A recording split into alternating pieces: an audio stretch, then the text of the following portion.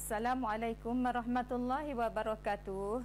Bismillahirrahmanirrahim. Alhamdulillahirabbil alamin wassalatu wassalamu ala asyrafil mursalin wa ala alihi wa sahbihi ajma'in. Rabbi syrah li sadri wa yassir li amri wahlul 'uqdatam min lisani yafqahu qawli. Apa khabar anak-anak yang dirahmati Allah? Alhamdulillah, hari ini anak-anak akan bersama ustazah dalam pembelajaran ikhlas JPN Kelantan.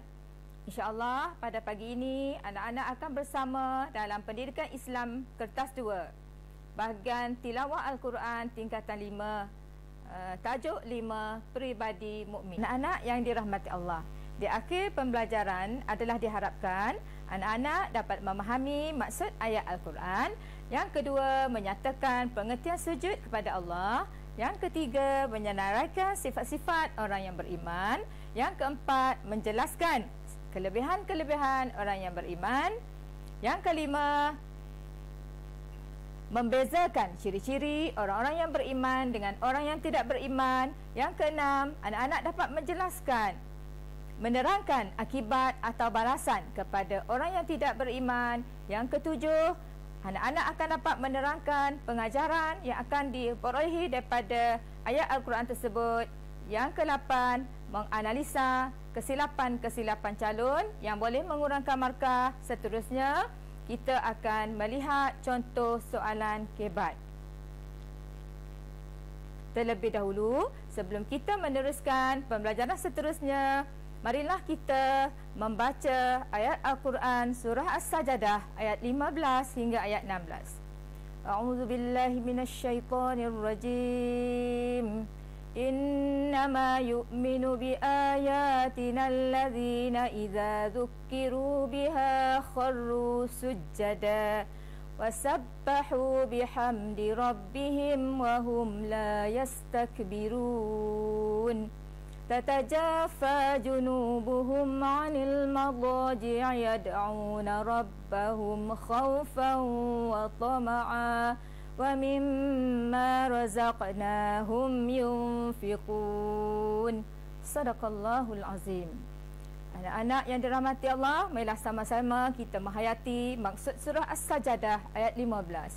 Sesungguhnya orang-orang yang benar-benar beriman dengan ayat-ayat keterangan kami hanyalah orang yang apabila diberi peringatan dengan ayat itu, mereka segera sujud, bertasbih dan memuji Tuhan mereka, dan mereka pula tidak sombong. Seterusnya, surah As-Sajadah ayat 16 bermaksud mereka merenggangkan diri dari tempat tidur, yakni bangun qiyamul lail.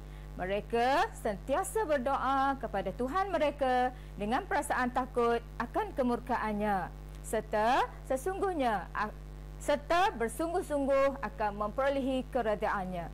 Dan mereka juga selalu membelanjakan sebahagian dari apa yang kami rezekikan kepada mereka.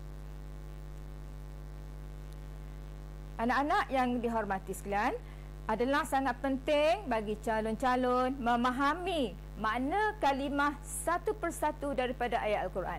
Kenapa ustazah berkata begitu? Kerana isi-isi penting di dalam ayat ini adalah merupakan contoh-contoh jawapan yang akan calon jawab dalam peperiksaan nanti. Contohnya, sekiranya anak-anak memerhatikan kepada ayat-ayat yang digaris, iaitu yu'minu yang bermaksud orang yang beriman, Zukiru yang bermaksud apabila diberi peringatan, sujada bermaksud sujud, wasabbahu bermaksud bertasbih, la yastakbirun bermaksud tidak takbur. Ayat-ayat ini akan membantu anak-anak untuk mengemukakan jawapan dalam soalan-soalan ayat kefahaman nanti. Seterusnya, marilah pula kita menghayati soalan-soalan popular SPM. Soalan pertama, apakah pengertian sujud? Di sini memerlukan kepada 2 markah. Contoh jawapan ialah tunduk, patuh di atas segala perintah Allah Subhanahu Wa Taala, menjauhi larangannya. Sekiranya anak-anak hanya menjawab sepatah, anak-anak hanya akan mendapat 1 markah sahaja. Dan pengertian ini adalah merupakan satu jawapan yang berbentuk fakta dan tidak boleh direka-reka. Seterusnya, kita berpindah kepada soalan kedua, iaitu yang bermula dengan kata kunci nyatakan. Contohnya, nyatakan 2 jenis sujud yang dilakukan untuk mendapat pahala Allah Subhanahu Wa Taala. Ini pernah keluar dalam SPM 2014. Jadi, bila soalan nyatakan, anak-anak mestilah menyatakan sahaja tanpa menghuraikan. Cukuplah dengan menyatakan, pertama, sujud syukur, yang kedua, sujud tilawah, yang ketiga, sujud sahwi, yang keempat, sujud sejadah. Jadi, apabila dilihat kepada jawapan yang diberi sini, Ustazah sediakan huraian kerana sebagai persediaan sekiranya soalan akan meminta nyatakan, soalan meminta jelaskan 2 jenis sujud. Jadi, calon mestilah menjelaskan isi dan huraian kepada jenis-jenis sujud tersebut. Okey, seterusnya kita berpindah kepada soalan ketiga, iaitu senaraikan ciri-ciri orang yang beriman. Okey, soalan ini pernah keluar dalam SPM 2012, 2014 dan 2015. Jadi, ciri-ciri di sini ialah semua ciri-ciri yang terdapat di dalam surah As-Sajadah ayat 15 dan ayat 16. Jadi, calon-calon mestilah mengingati semua isi ini. Pertama, sujud. Kedua, bertasbih. Ketiga, memuji Allah. Keempat, tidak sombong. Kelima, melakukan qiyamul lail. Keenam, berdoa bersungguh-sungguh. Ketujuh, mengharapkan keredaan Allah. Dan ke-8, membelanjakan harta pada jalan Allah. Seterusnya, kita berpindah kepada soalan yang keempat, iaitu soalan yang bermula dengan kata kunci jelaskan. Baiklah anak-anak, di sini soalannya berbunyi, jelaskan 2 kelebihan beramal dengan ciri-ciri tersebut. SPM 2015. Di sini perlu jawapan yang lengkap sahaja. Okey, contoh jawapannya ialah calon mendapat ketenangan jiwa, membina kekuatan jiwa dan minda, memupuk sifat ikhlas beribadat, dapat mengelakkan diri daripada kemungkaran dan membentuk akhlak mulia. Seterusnya, kita pergi kepada soalan kelima, iaitu yang bermula dengan kata kunci jelaskan. Jelaskan perbezaan ciri-ciri orang yang beriman dengan orang yang tidak beriman. Jadi di sini anak-anak perlu buat satu jadual untuk memudahkan perbezaan dapat dilihat. Okey, seperti di paparan kita ini, iaitu kita buat 2 petak. Pertama, petak orang yang beriman. Kedua, petak orang yang tidak beriman. Yang keduanya, isi di antara satu petak dengan satu petak mestilah menunjukkan perbezaan. Iaitu contohnya, sentiasa taat kepada Allah. Petak orang yang tidak beriman, derhaka kepada Allah. Orang yang beriman, melazimi berzikir. Orang yang tidak beriman, lalai daripada mengingati Allah. Orang yang beriman, sentiasa rendah diri dan tawaduk. Manakala orang yang tidak beriman, bersikap sombong dan angkuh. Seterusnya, orang yang beriman rajin beribadat, manakala orang yang tidak beriman malas beribadat. Dan yang terakhir, orang yang beriman suka bersedekah, manakala orang yang tidak beriman bakhil dan kedekut. Anak-anak yang dirahmati Allah, semua isi-isi ini adalah diambil daripada surah As-Sajadah ayat 15 dan ayat 16. Seterusnya, kita berpindah kepada soalan 6. Yang bermula dengan kata kunci terangkan. Terangkan akibat terhadap orang yang beriman. Okey. Soalan akibat ini menjelaskan maksud balasan yang akan diterima jika seseorang itu tidak beriman dan tidak beramal dengan ciri-ciri mukmin di dalam surah As-Sajadah ayat 15 dan ayat 16. Pertama, jiwa dan perasaan resah gelisah. Isi kerana sentiasa lalai dari mengingati Allah. Huraian. Seterusnya, Kehidupan tidak diberkati Allah isi kerana sentiasa mengamalkan sifat sombong dalam kehidupan. Ketiga, nikmat ditarik balik kerana bersifat bakhil dan kedekut. Bila dilihat kepada soalan ini, adalah jelas kepada kita soalan terangkan mesti dikemukakan satu isi dan satu huraian. Sampai itu perlu ada kata hubung di tengah-tengahnya. Okey, seterusnya kita berpindah kepada soalan 7. Soalan 7, terangkan dua pengajaran yang diperolehi daripada ayat tersebut. Okey, di dalam soalan terangkan ini perlu ada kata kunci yang Ustazah ringkaskan PIH. P ialah pendahuluan, I ialah isi, H ialah huraian.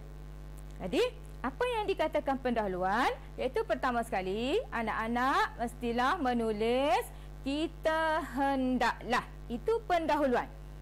Kemudian kita masukkan isi bersifat tawaduk dan rendah diri. Kemudian disambung dengan huraian supaya disayangi oleh masyarakat. Itu huraian. Okey, di sini calon akan mendapat 2 markah penuh. Okey, isi yang kedua, setiap orang Islam hendaklah melazimi qiyamul lail. Itu adalah isi.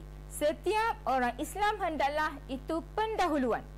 Melazimi qiyamul lail itu isi. Supaya kita dapat mendekatkan diri dengan Allah SWT, itu huraian. Okey, calon ini akan mendapat 2 markah kerana jawapannya lengkap. Seterusnya, kita hendaklah sentiasa berdoa kepada Allah agar permintaan dan hajat kita dimakbulkan. Okey, kita hendaklah pendahuluan berdoa dengan bersungguh-sungguh isi agar permintaan dan hajat kita dikabulkan, itu huraian. Yang keempat, kita hendaklah membelanjakan harta kepada orang yang memerlukan supaya dapat mengeratkan silaturahim. Kita hendaklah pendahuluan membelanjakan harta isi supaya dapat mengeratkan silaturahim sesama umat Islam, huraian. Seterusnya, kita berpindah kepada penghayatan. Daripada pengajaran itu, apakah penghayatan yang dapat kita amalkan dalam kehidupan kita daripada pengajaran ayat? Di sini anak-anak akan lihat, pertama sekali akan melihat gambar orang yang sentiasa sujud. Okey, daripada pelajaran ini, kita hendaklah sentiasa sujud kepada Allah supaya dapat mendekatkan diri kepadanya. Jadi, isi sujud ini memainkan peranan penting sekiranya diamalkan dalam kehidupan. Itulah yang akan membantu anak-anak dalam peperiksaan nanti. Sentiasa sujud. Itu kata kunci yang paling penting dalam tajuk surah As-Sajadah ayat 15. Okey, seterusnya, penghayatan yang kedua ialah setiap orang Islam hendaklah melazimi bertasbih supaya hati menjadi tenang. Okey, bertasbih seperti memuji Allah. Alhamdulillah, subhanallah. Itu contoh-contoh tasbih yang perlu dihayati oleh setiap anak-anak sebagai pelajar Muslim. Semoga dengan bertasbih itu, hati dan jiwa akan menjadi tenang. Yang ketiga, kita hendaklah menjauhi sifat takbur. Kerana dengan sifat takbur, dengan hindari kita daripada sifat takbur, akan melahirkan kita menjadi individu yang rendah diri dan tawaduk. Seterusnya, kita akan disayangi oleh masyarakat.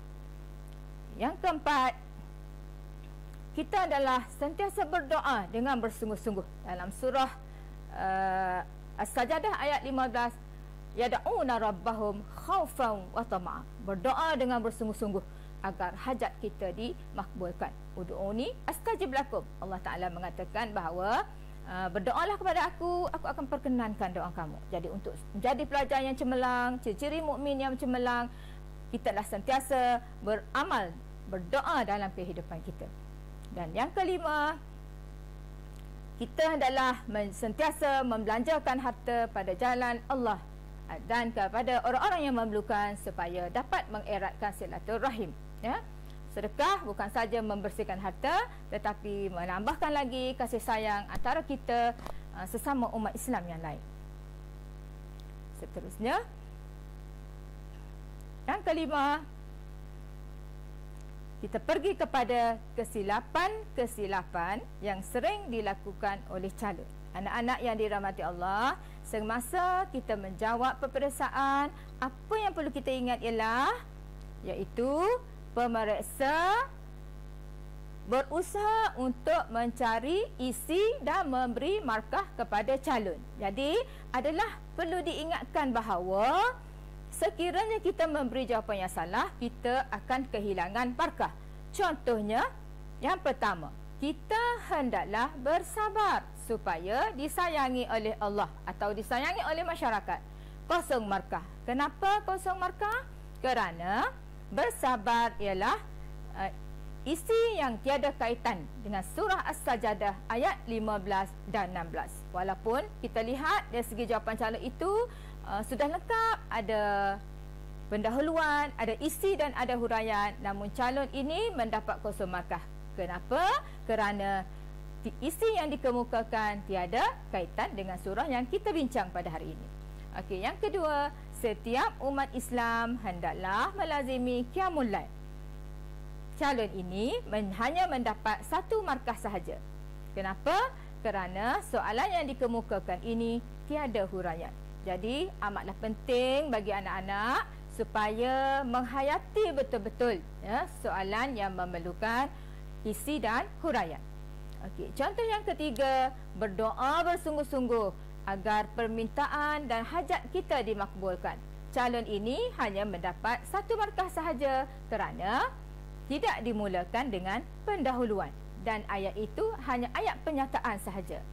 Jadi adalah amat rugi kepada anak-anak yang tidak memahami teknik-teknik menjawab yang betul.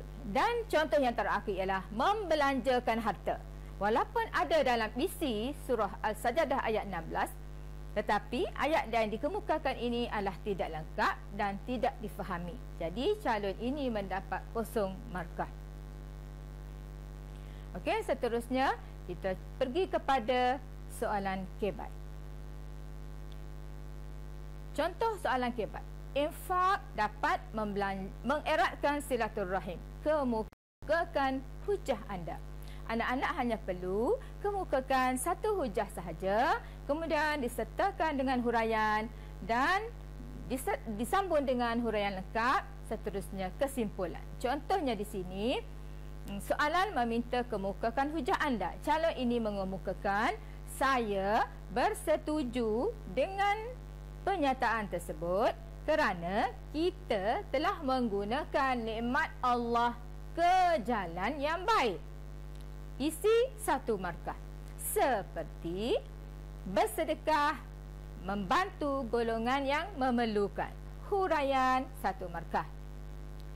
Hal yang demikian akan mewujudkan sifat kasih sayang antara sesama lain.